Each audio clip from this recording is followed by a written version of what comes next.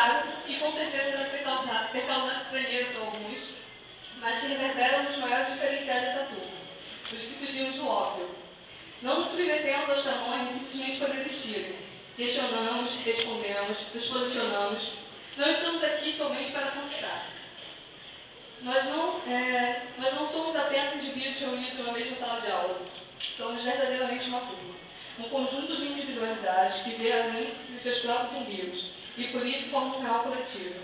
Ser representante de turma na Faculdade Nacional de Direito é algo bem peculiar, pois não somos e não podemos ser somente um contato para o professor ou alguém que coloca material no geral da faculdade. Assumimos responsabilidades. Devemos.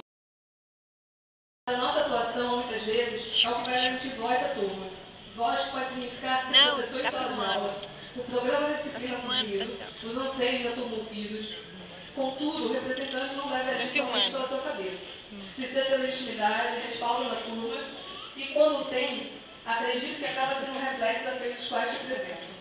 A combatividade dessa turma me fez combativa, sua coragem me fez corajosa e seu turno reconhecimento não me deixou abater, estimulando a luta que o dia a dia de uma universidade pública no Brasil exige.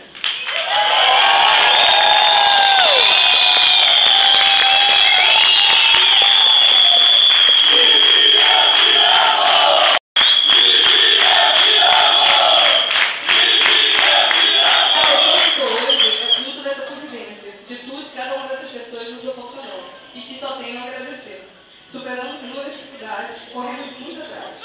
Fomos por vezes autodidatas, mas apesar disso, a Faculdade Nacional de Direito nos formou, nos envolveu sem sentirmos, estimulou nossos corações e nos transformou. Formamos um misto de angústia, expectativa e saudade.